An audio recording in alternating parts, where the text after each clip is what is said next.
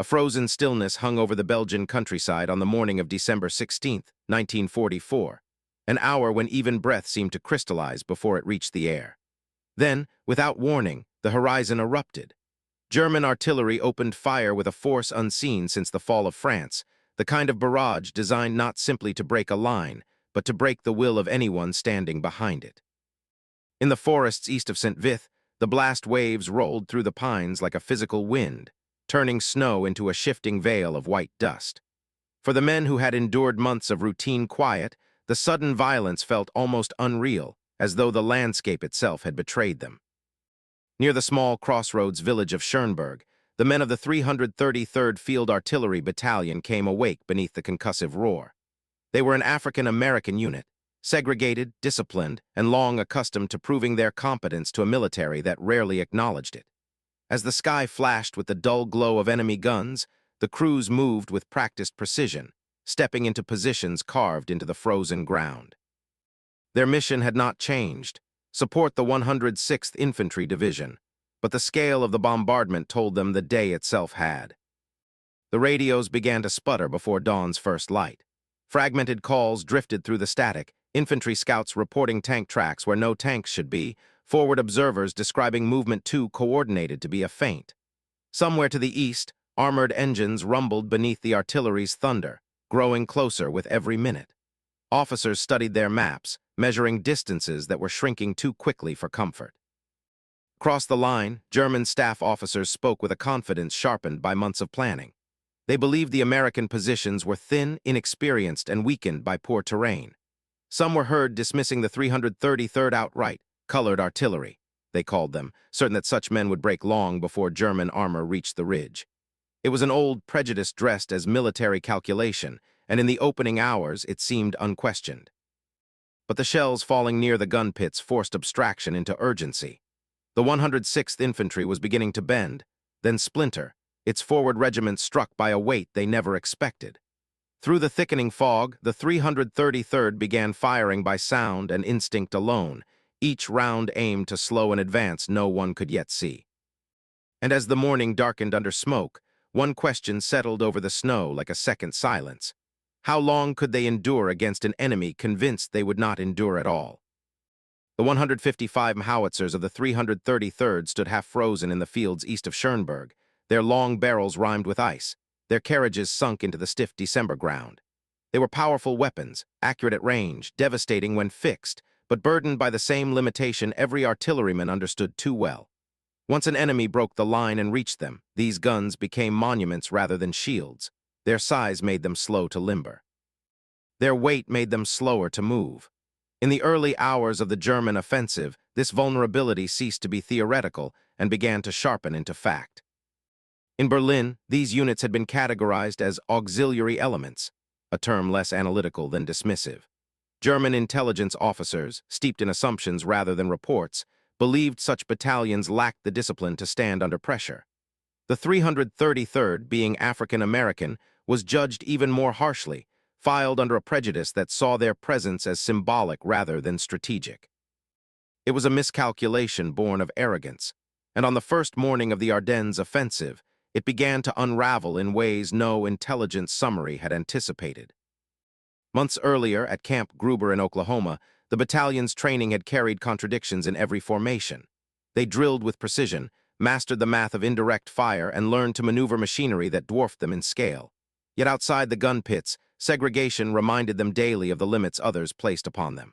Skill, they discovered, did not guarantee respect, but it built something more durable, a quiet determination to prove that their competence was not conditional.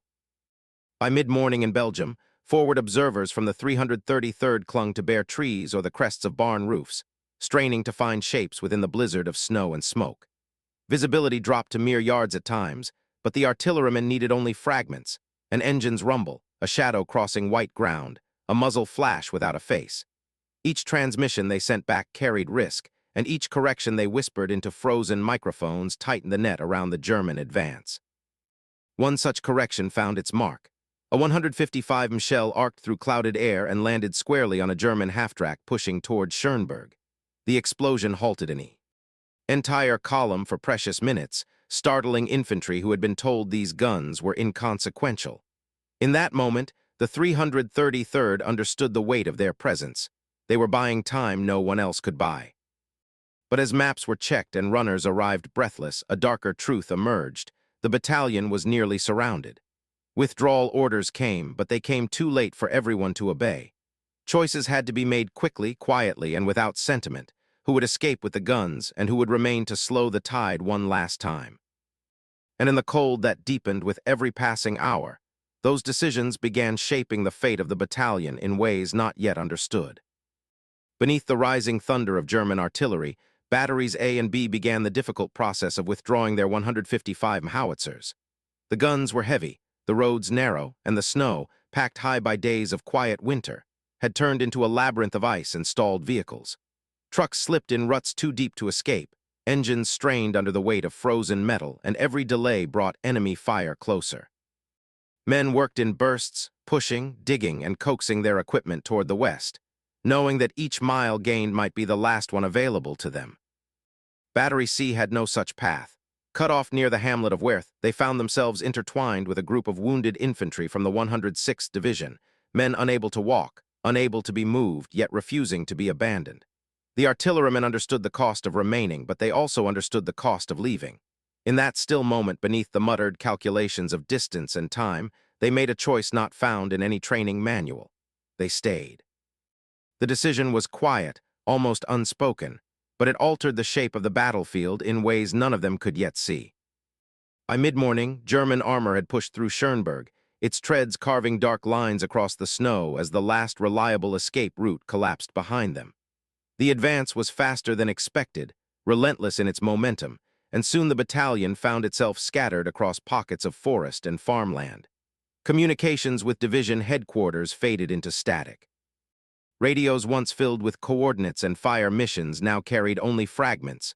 Voices cut short, orders half-heard, silence where familiar call signs should have been. The confusion did not belong solely to the Americans. As German officers approached the disrupted lines, they encountered resistance far stronger than their intelligence had predicted. Batteries firing from multiple directions created the illusion of a larger force, and for a moment the attackers hesitated. It was enough. Battery C's small perimeter, no more than a handful of men and guns, became a hinge on which the German drive toward St. Vith began to slow. Their shells landed with deliberate intent, stretching seconds into minutes, minutes into the fragile gift of time. As daylight dimmed under thickening clouds, the temperature began its steady drop toward freezing. Breath turned to frost on scarves and gloves, and the forest around them settled into a cold too deep for comfort. The men understood the reality pressing in from all sides. With escape gone and help unable to reach them, they prepared for what the coming hours would demand. And in the gathering silence, they sensed that the night ahead would decide far more than their own survival. In the dim light of field headquarters, German officers gathered around maps of the Schnee Eifel, their breath fogging in the cold as they reviewed the final assumptions of the offensive. The briefings were crisp, confident, and delivered with an air of inevitability. Among the assessments repeated with particular assurance was the notion that American colored units, especially artillery formations, lacked the discipline to sustain accurate fire under pressure. It was a conclusion shaped less by reconnaissance than by prejudice, an inherited belief passed across staffs as though it were fact. The maps themselves seemed to support the optimism. The forested ridges of the Schnee Eifel appeared thinly held, their approaches narrow and easily severed. A quick breakthrough here, officers argued, would unravel the American front before commanders in the rear could react. If resistance remained weak, German armor could push toward St. Vith within hours, splitting the line and opening the road to the Meuse. Everything depended on speed, surprise, and the assumption that the enemy in this sector would falter before either could be fully challenged. Yet among the more experienced non-commissioned officers, there was a quieter awareness, one born not from ideology but from the memory of earlier battles. Since Normandy, they had observed a gradual tightening of American artillery discipline. Fire missions were arriving faster, corrections more precise, and the response time between observation and impact had shortened noticeably. NCOs understood that artillery proficiency did not develop overnight. Something in the American command structure had been hardening, and the Ardennes, for all its winter stillness, was not immune to it. But when these subtle warnings reached higher command, they dissolved under the weight of entrenched assumptions. Prejudice, long unchallenged, now guided strategy. Reports of steady, well-adjusted American fire were dismissed as exaggerations from nervous patrols. Shelling that appeared deliberate was explained away as coincidence. To acknowledge the possibility of improved discipline would require a reevaluation of the entire plan, and the offensive, carefully timed, tightly orchestrated, and reliant on momentum, left little room for doubt. Thus reassured, the German 18th Volksgrenadier Division moved forward with confidence.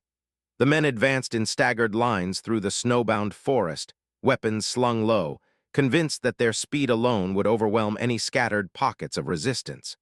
They expected confusion among the defenders, perhaps a few hastily fired rounds, but nothing sustained enough to slow the assault. Snow muffled their steps, and the fog that clung to the treetops gave them a sense of concealment, as though the landscape itself endorsed their certainty. But the terrain carried its own evidence. As German patrols pushed deeper toward the American positions, they began encountering shell craters arranged not in chaotic clusters but in deliberate patterns. The spacing told a story, ranging shots followed by corrections, salvos adjusted in sequence, and impacts that stepped across the ground with the methodical rhythm of trained artillerymen. Such precision could not be produced by a unit in disarray. It reflected a steady hand, practiced eyes, and an understanding of the battlefield that contradicted every assumption written into the German briefings.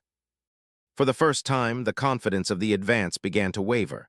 Snow drifted softly over the fresh craters, muting the evidence but not erasing it. The men pressed on, but now with a growing recognition that the enemy ahead was not the fragile force they had been promised. And as they continued forward, the patterns in the snow hinted at an even larger truth the officers had yet to grasp, one that would soon confront them with unmistakable clarity. The 333rd Field Artillery Battalion did not arrive in the Ardennes as an untested force. Their record stretched back to the hedgerows of Normandy, where their first missions had carved openings through the bocage for advancing infantry. They had fired across the width of France, from the breakout at Saint-Lô to the grinding push toward the Siegfried Line. Each campaign had refined their discipline, not in grand gestures or celebrated victories, but in the steady accumulation of skill under pressure. By December 1944, their experience formed a quiet backbone, the kind that rarely earned headlines yet often determined the pace of a battlefield. Inside each gun pit, the technical routines unfolded with a rhythm that felt almost musical. Range tables were checked with practiced eyes, fuses calibrated to fractions of a second, charges selected in combinations that balanced distance with trajectory. Men loaded and adjusted the long 155 barrels as if responding to an unseen conductor, every movement measured, every correction deliberate. Snow fell into the pits, melting on warm metal, but the work continued with the same steady tempo. It was a craft learned through repetition, and the battalion performed it with a precision that bordered on instinct. Yet even as their proficiency deepened, the limits of segregation followed them across every front.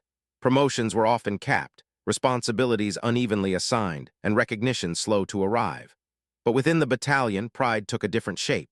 It grew not from medals or citation ceremonies, but from the unspoken understanding that they excelled in a system that underestimated them. The boundaries imposed on them could contain opportunity, but not capability. And the steady professionalism they maintained in the face of that imbalance became its own quiet form of defiance. Among the officers of the 106th Infantry Division, this truth was well understood, even if rarely voiced in public.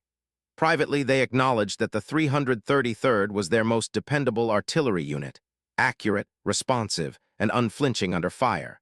When the infantry called for support, they did so with the confidence that the rounds would land where they were needed. In a winter landscape where visibility vanished and enemy movements blurred into rumor, that reliability carried weight far beyond the sound of the guns. For the men of the battalion, morale came not from recognition but from precision itself.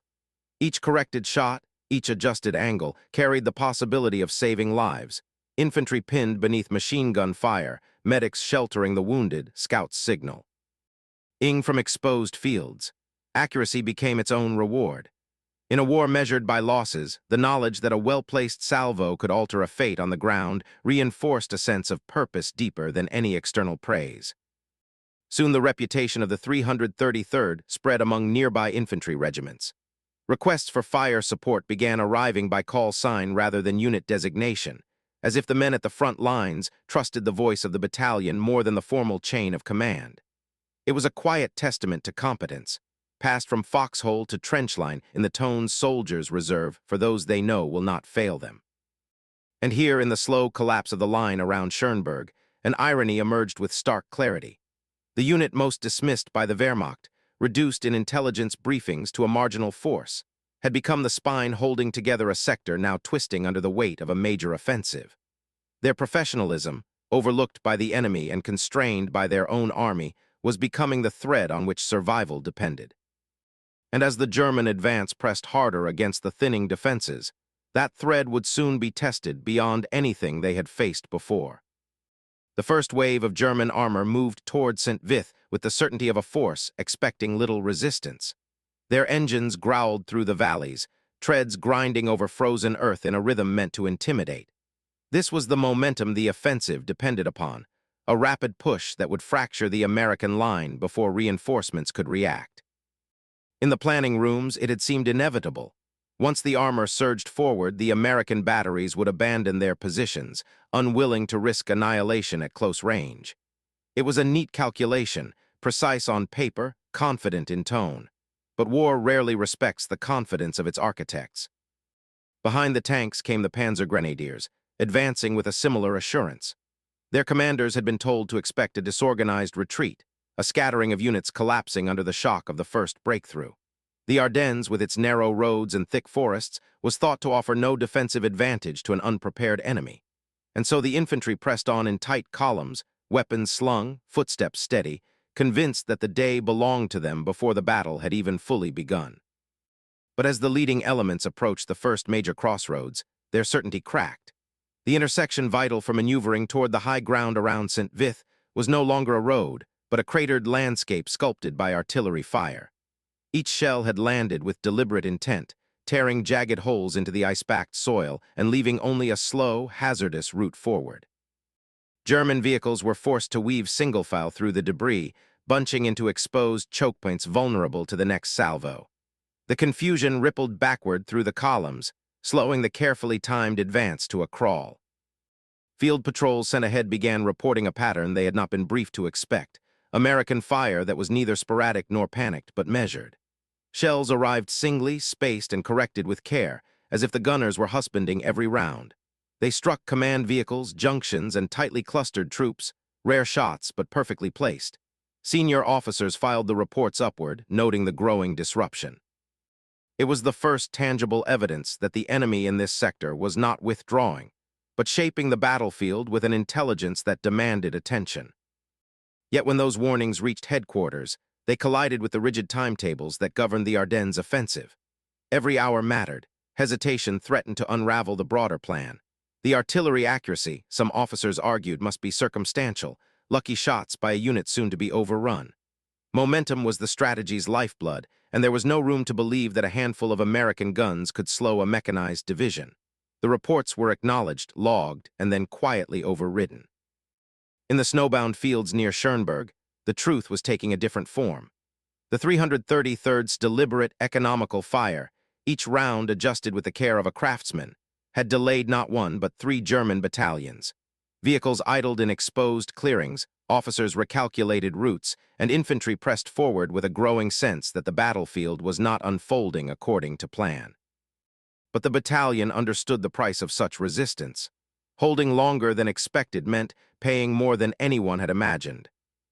And as the winter light dimmed, the cost of those precious minutes began to reveal itself in the darkening horizon ahead. The last vehicle of battery C shuddered to a halt on a narrow, snowbound lane east of Wehrmacht. Its engine, choked by ice and overwork, finally gave out with a muted cough that vanished into the wind. Around it, the remaining howitzers stood half buried in drift. Their wheels frozen in place. The men tried once more to coax life from the truck, tapping fuel lines, checking spark, whispering to machinery that no longer listened. But winter had claimed it. With the road impassable and their towing power gone, the truth settled in with the same cold certainty as the falling snow. The guns would not move again. Before they could reorganize, German ski troops began tightening a ring around the position. The soldiers glided across the white fields with a kind of relentless silence, their dark silhouettes flickering between the trees. They pressed in from multiple directions, firing cautiously at first, testing the strength of the American line. Battery C, once an artillery unit built for distance, now found itself fighting at ranges measured not in thousands of yards, but in feet. The men shifted instinctively, forming a defensive arc that wrapped itself around the wounded infantry of the 106th, men they had refused to abandon. In this makeshift perimeter, the gunners became riflemen, their world shrinking to the small ground they could hold. The snow muffled everything. The crack of incoming fire, the hurried commands passed between foxholes, the labored breaths of men carrying ammunition from pit to pit. Supplies were running low. Wooden crates that once held dozens of shells now revealed only a handful, but scarcity did not bring disorder. Each remaining round was prepared with the same discipline the battalion had practiced since Normandy. Fuses set, charges measured, angles checked. The shells that left their final howitzer landed with surgical precision, proof that training could outlast even the collapse of circumstance. These last shots did not alter the course of the battle, but they imposed a dignity on the moment, a reminder that professionalism need not vanish when hope thins. As daylight faded behind the ridges, the men understood what night would offer, a narrow chance at escape. They discussed their options quietly, glancing toward Wehrmacht, less than 2 miles through forest and farmland. If they abandoned the position under cover of darkness, there was a possibility, small, uncertain, that they might slip between German patrols. The wounded were stabilized as best as the conditions allowed. Weapons were checked. The howitzers, which had defined their identity since training at Camp Gruber, were left behind at last, their cold barrels pointing toward a sky already filling with stars. In small groups, they began moving through the tree line, boots sinking into deep snow that swallowed sound and slowed every step. The forest was a patchwork of branches and drifting shadows, and the men navigated by instinct, memory, and the faint contours of terrain they had glimpsed only in passing. Behind them, the front shifted and tore itself apart in distant echoes. The night grew colder. Their breath hung in the air like frost-threaded smoke. What happened next emerged only from accounts gathered long after the war. Local civilians recalled seeing the men near a farmhouse outside Wehrmacht, exhausted but still together, still disciplined. German patrols in the area reported taking prisoners that evening. American artillerymen who had laid down their weapons once escape was no longer possible. The surviving documents do not describe fear or turmoil, only the simple notation of surrender in harsh winter conditions. For a moment, it seemed the ordeal might end there, contained within the impersonal logic of wartime captivity. But the events that followed diverged from that expectation. The captured men of Battery C did not reach a formal collection point. They did not join other prisoners on the march to the rear. Instead, their trail disappears into a space between official records and what witnesses later described. An act of violence that broke from the conventions of the battlefield and entered the darker realm of atrocity. In the hours following their capture, the men were killed near the farmhouse, their deaths carried out with a brutality that stunned investigators when the scene was uncovered. It became one of the war's most overlooked crimes, overshadowed by the scale of the Ardennes, buried beneath decades of incomplete documentation, and remembered primarily by the small Belgian community that found them. Yet the significance of their final stand did not vanish. In the snowbound fields around Schönberg, their resistance had slowed a German thrust at a moment when minutes mattered more than miles. Their calm under pressure had bought time for others to escape, and their professionalism, quiet and unrecognized, revealed itself in the choices they made long before the final confrontation. The night in Wehrmacht closed over them completely, but the repercussions of their stand were only beginning to unfold in the chaos to the west. Batteries A and B began their withdrawal long before dawn, dragging their 155 howitzers along roads that had turned to glass under the winter cold. Each gun weighed more than 7 tons, and the vehicles tasked with pulling them strained against the ice, engines groaning as tires spun uselessly before finding purchase. The retreat was not a flight, but a measured repositioning, an attempt to stay ahead of the German advance without surrendering the artillery the front still depended upon. The men guided their guns mile by mile, knowing that losing one would mean handing the enemy a victory far more significant than the ground they were giving up. Along the route, mechanics worked with a resourcefulness forged in months of field repairs. They heated wrenches over small fires made from ration boxes, warming metal that had frozen to brittleness. Grease hardened inside its tins, and engine oil poured with the sluggishness of syrup.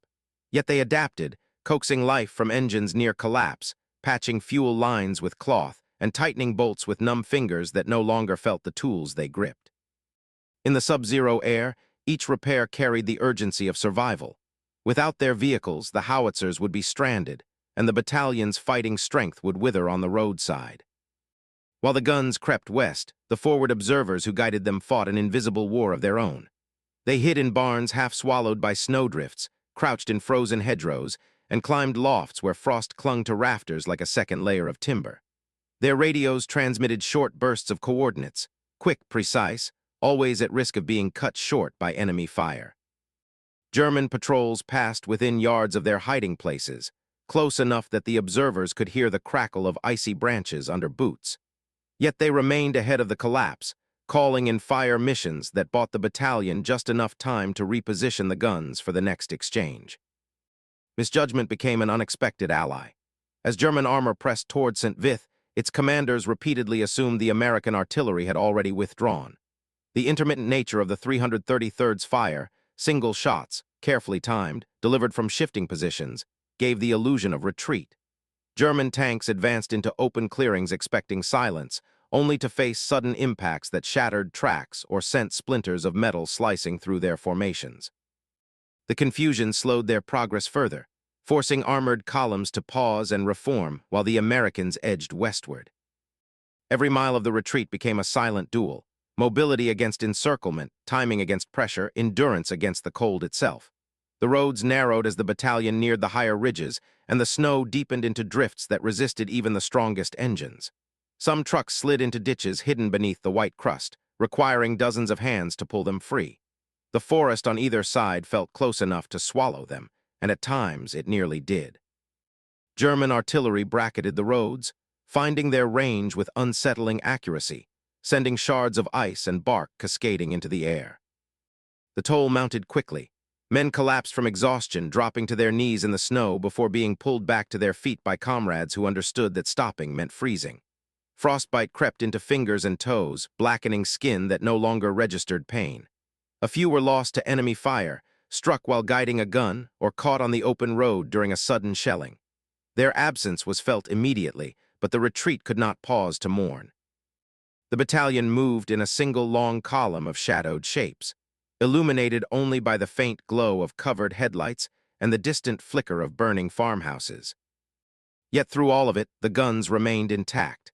Every howitzer that began the retreat continued rolling, battered but functional, its barrels still capable of delivering the accuracy that had earned the 333rd its quiet reputation. The men guarded them not only as weapons, but as proof of purpose, tools that could still shape battles beyond the Ardennes. Ahead of them lay Bastogne, a crossroads town soon to be encircled and desperate for every shell that could reach its defenders. And the 333rd was still moving toward it, their guns intact, unaware of how crucial those final miles would soon become. When the remnants of the 333rd reached the outskirts of Bastogne, they found another unit battling the same cold, the same exhaustion, and the same relentless pressure of the German advance. Elements of the 969th Field Artillery Battalion, also African-American, also veterans of the campaigns across France, had arrived only hours earlier. The two formations merged without ceremony, forming a composite artillery group bound less by orders than by shared experience. They had lost men, lost vehicles, and lost a portion of their strength along the retreat. But as they aligned their remaining guns in the snow-draped fields around Bastogne, they understood that what remained was still enough to matter. The 101st Airb Orne Division had already begun establishing defensive lines, their foxholes carved into frozen ground so hard that shovels chipped more than they dug. The artillerymen arrived quietly, settling into positions that ringed the battered crossroads town. Snow slicked the barrels of their howitzers, settled into the firing platforms, and gathered in the creases of their uniforms. Every gun pit resembled a shallow grave, narrow and wind-scoured, but the men dug with determination. They had not come to Bastogne as reinforcements. They had come as the last artillery still capable of supporting its defense. The probing began almost immediately. German spotters, searching for weak points in the perimeter, directed scattered shellfire toward the American lines. The early rounds fell wide, shattering tree limbs and throwing up plumes of frozen earth. The 333rd and 969th waited, measuring distance and pattern. When they responded, it was with the precision that had marked their work since Normandy, single shots at first, then coordinated salvos that bracketed the German batteries and forced their observers to rethink their assumptions.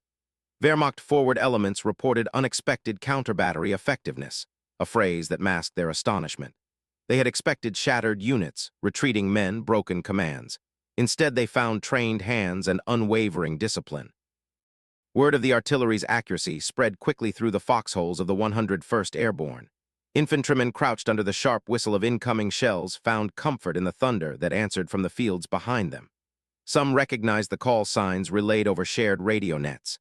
Others simply listened to the cadence of the fire missions, steady, controlled, unmistakably professional. Rumors had circulated for months about a black artillery that could place rounds with uncanny accuracy. Now those rumors stood behind them in the snow, shaping the fight as decisively as any rifle or machine gun. As days passed, the ring around Bastogne tightened.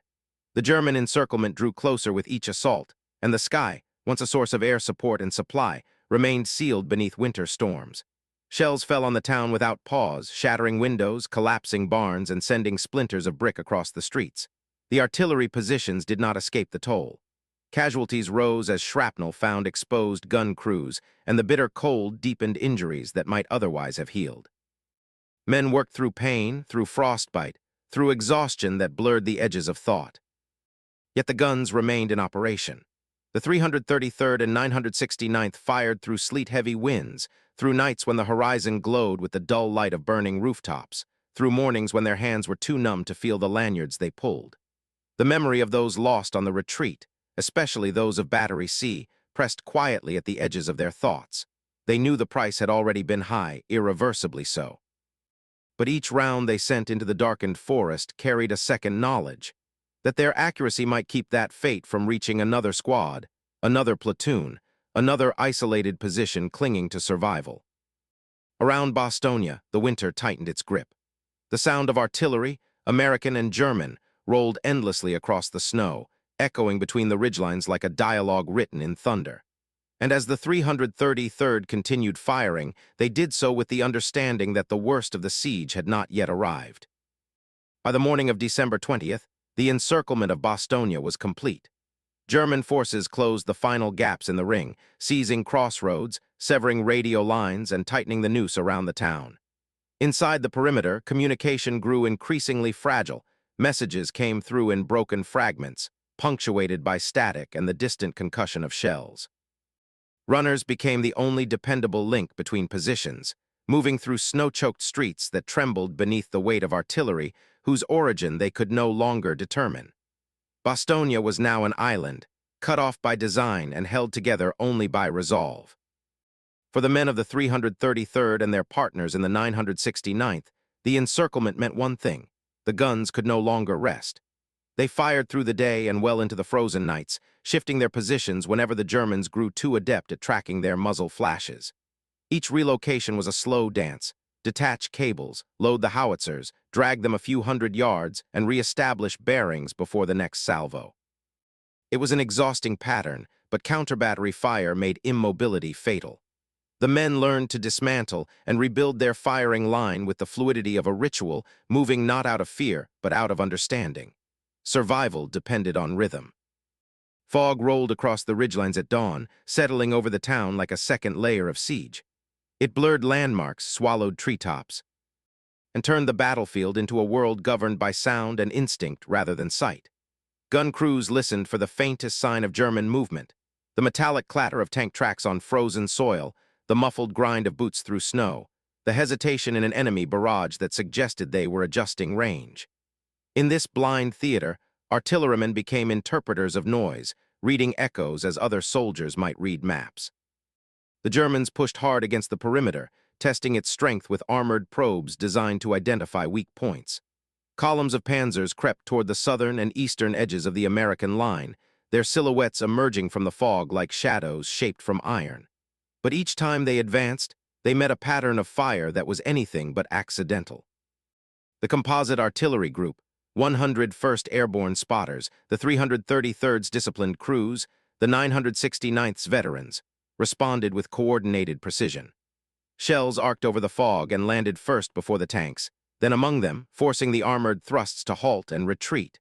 What the Wehrmacht had expected to be a quick crushing blow instead became a stuttering pattern of advances and withdrawals. Despite these checks, German officers continued to underestimate the American artillery. Intelligence reports insisted that the guns were near exhaustion, their crews worn down and undersupplied. Officers predicted that the black artillery units in particular would break first under the continuous strain. The belief lingered even as intercepted messages spoke of the accuracy of the American fire, even as observers noted the uncanny timing of their salvos. Prejudice remained the scaffolding upon which assumptions were built, a flaw that reshaped the battlefield without their awareness. Inside the gun pits, the cold reached a point where precision instruments froze solid, rangefinders crusted with ice, bearings stiffened. Mathematical tools that depended on fine movement refused to budge. Faced with the paralysis of their equipment, the men of the 333rd reverted to an older skill, memory. They recalled distances from earlier missions, recognized the outlines of terrain beneath the fog, and relied on instinct shaped by months of constant practice. In the absence of instruments, they became living calculations, adjusting angles with a confidence born not from guesswork but from a craftsman's familiarity with his tools. Their shells continued to find their marks, baffling German spotters and preserving the thin American perimeter. In those days, the southern roads became the narrow thread through which hope might still pass. The fog hid them, the snow camouflaged them, and the enemy pressed relentlessly to cut them. Yet the accuracy of the 333rd kept these routes open long enough for desperate resupply attempts, first by ground, then by air. Ambulances slipped in under cover of darkness, carrying the wounded away from collapse. Supply trucks attempted the same, risking fire for the chance to deliver ammunition and medical stores. Each attempt owed its survival to the quiet, steady hands operating the guns behind the tree lines.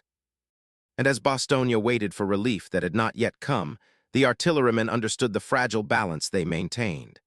Their endurance held the ring at bay, but the storm gathering beyond the fog was only growing stronger. Christmas in Bastogne arrived without ceremony.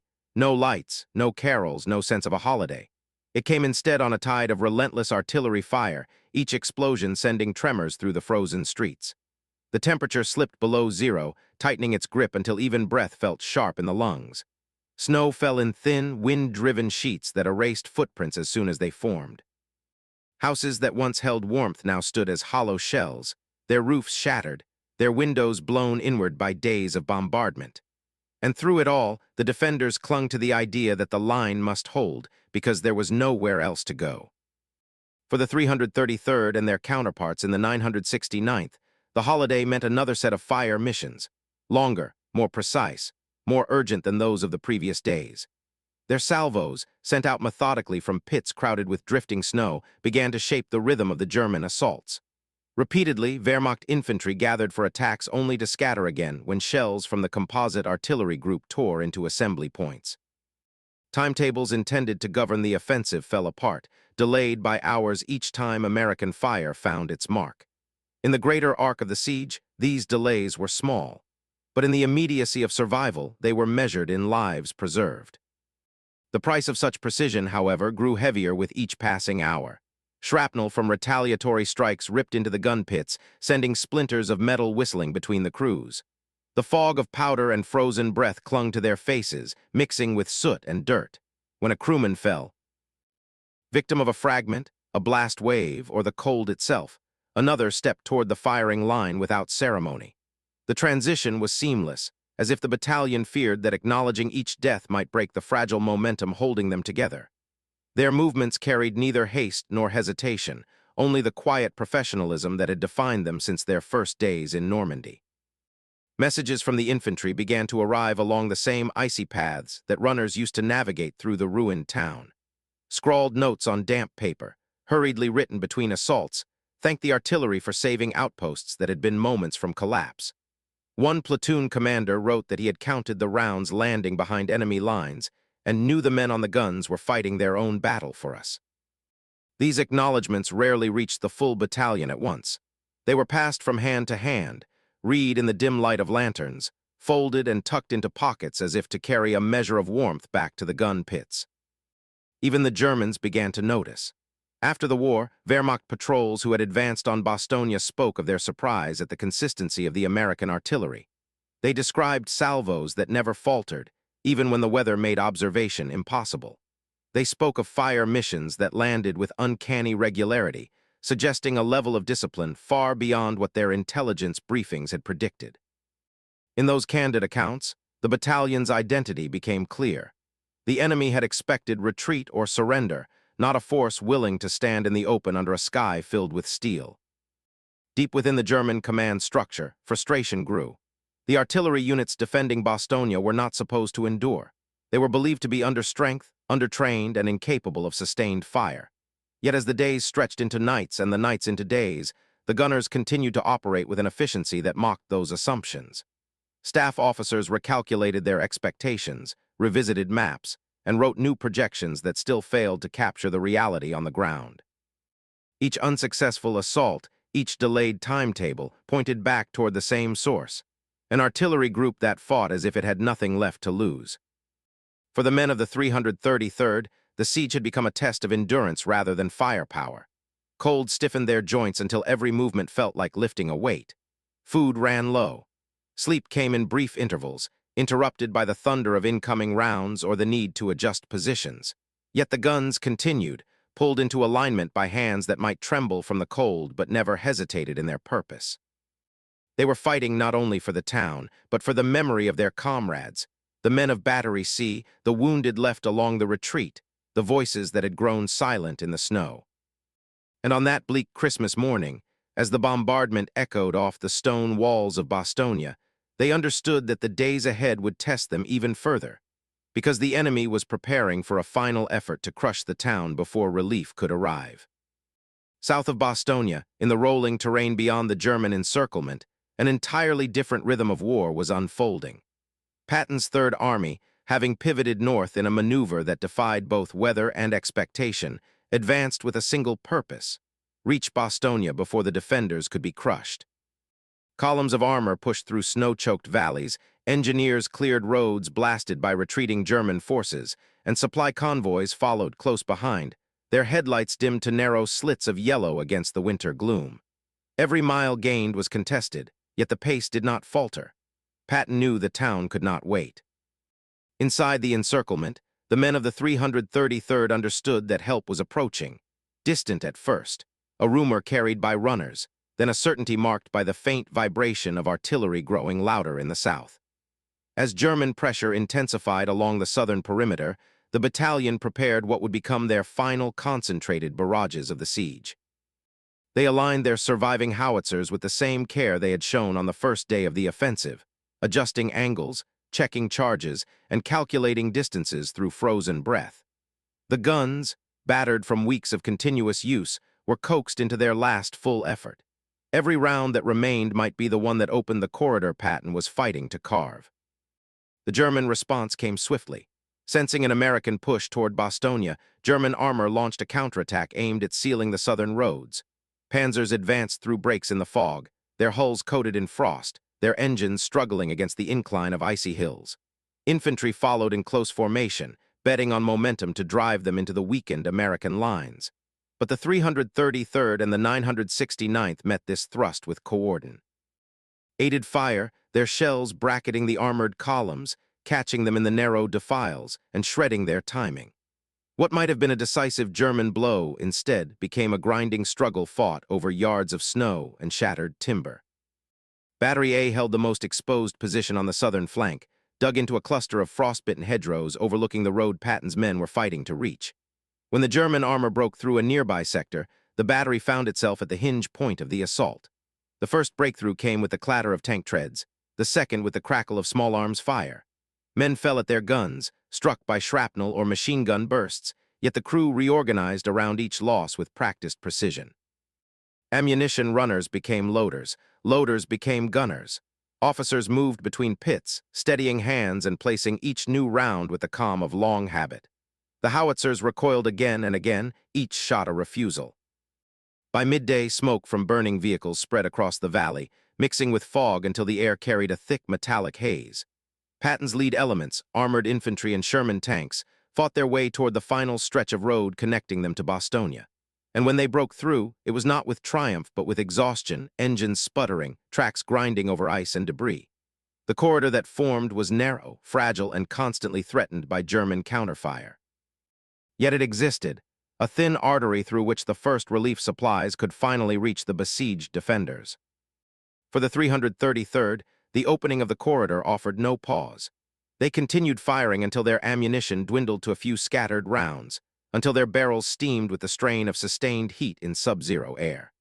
Only when the last fire mission was complete did the surviving gunners allow themselves a breath, one drawn slowly, as if their bodies needed time to adjust to the sudden absence of immediate threat. They had spent everything, their strength, their ammunition, their margin for error. What remained were the frozen pits, the silent guns, and the knowledge that their work had shaped the battle in ways few would ever fully see. Their part in the siege would be recorded only in fragments, range tables marked with frost, infantry reports praising unseen hands, and after-action maps that showed where German advances had stalled. Yet the men of the 333rd understood that survival often hinges on the smallest moments, the narrowest corridors, the final rounds fired when strength is nearly gone. And as the first relief units entered Bastogne, the battalion sensed that the fight was shifting, toward a battle for meaning, memory, and the recognition of what had been endured. By the time Bastogne was declared secure, the 333rd was scarcely recognizable as the battalion that had entered the Ardennes only weeks earlier. More than half of its original combat strength was gone, lost to frostbite on the retreat, to shellfire during the encirclement, to the grinding attrition of manning guns that could never afford silence. The surviving crews stood beside their howitzers like shadows of the men who had begun the campaign, thinner now, quieter, older in ways no uniform could hide. Victory, when it arrived, carried none of the exhilaration that commanders imagined. It felt instead like an exhalation held too long, let out slowly because the breath beneath it was fragile. The confirmation of what had happened to Battery C arrived in fragments. A civilian report, an investigation, and finally the stark details that left the battalion in a silence deeper than any that winter had imposed.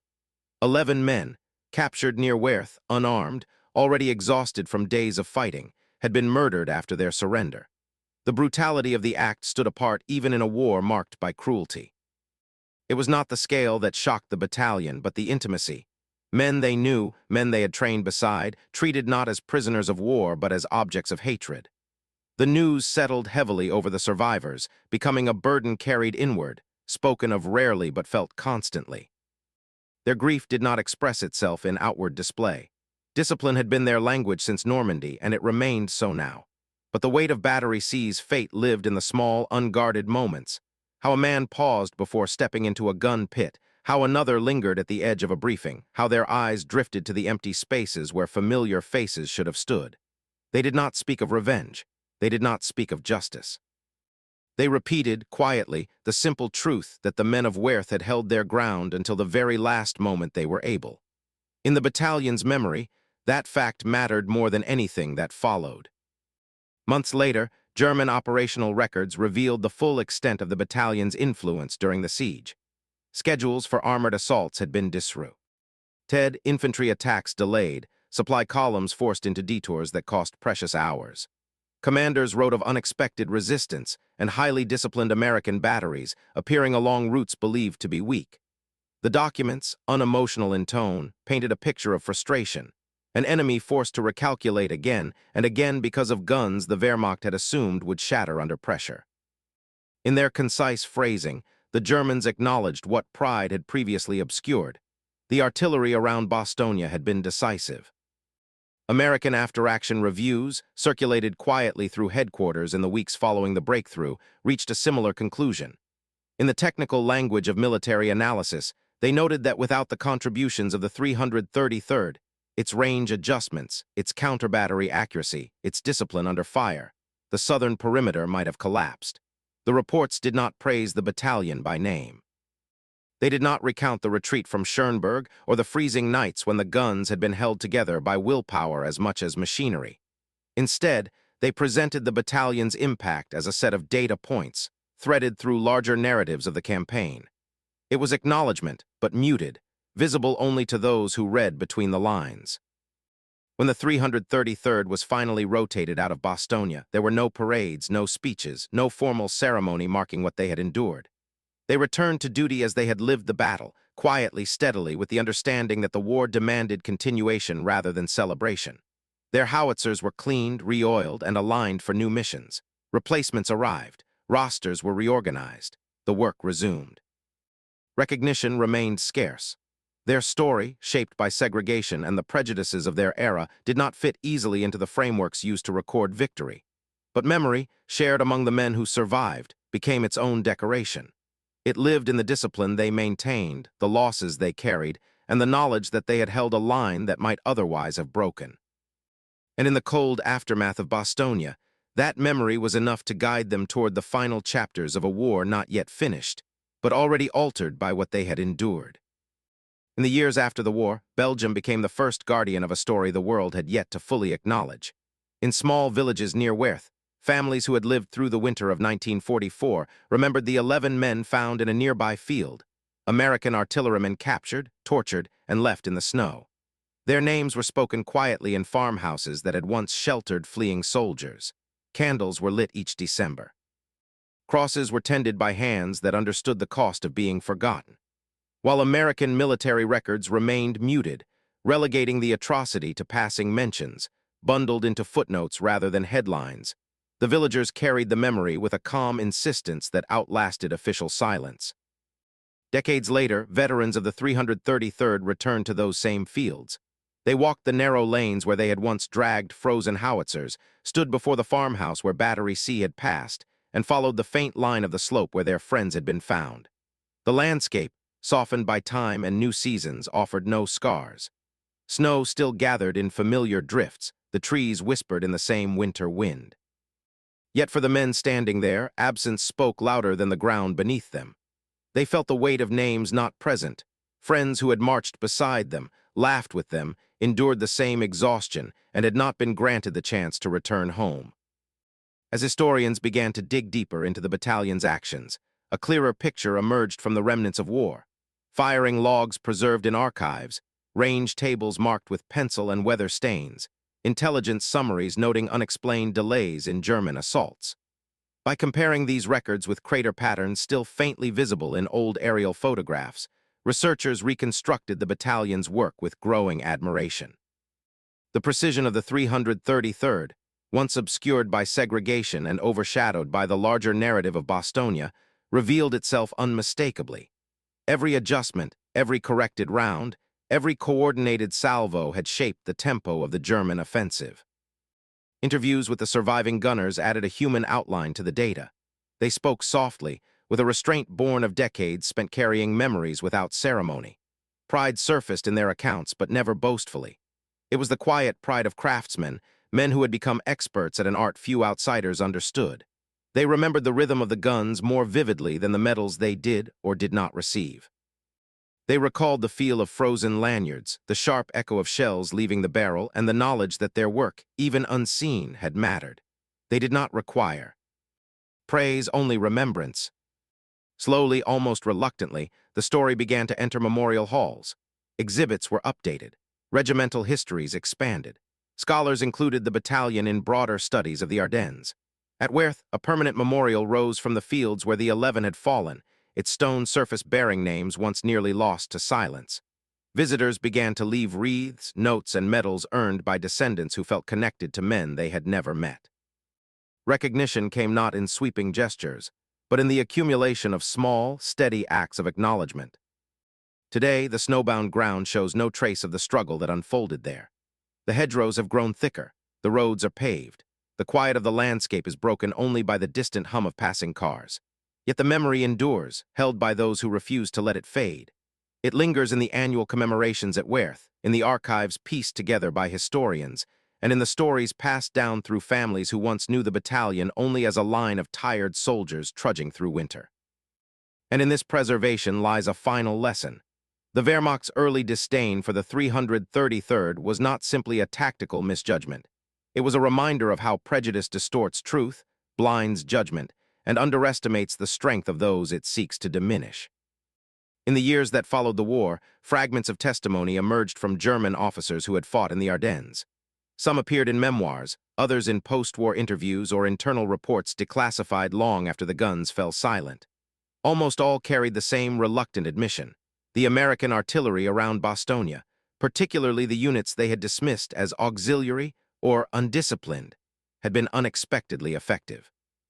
It was a phrase shaped by understatement, but within it lay the full measure of their miscalculation. The 333rd had not merely withstood the pressure of a major offensive, they had altered its rhythm. The irony, sharpened by hindsight, was that the very prejudice which had led to their underestimation became the fault line on which German planning fractured. The legacy of the 333rd did not grow from public acclaim. Their story did not leap immediately into documentaries, textbooks, or national remembrance. Instead, it spread through quieter paths: personal letters, regimental histories, interviews recorded in aging voices.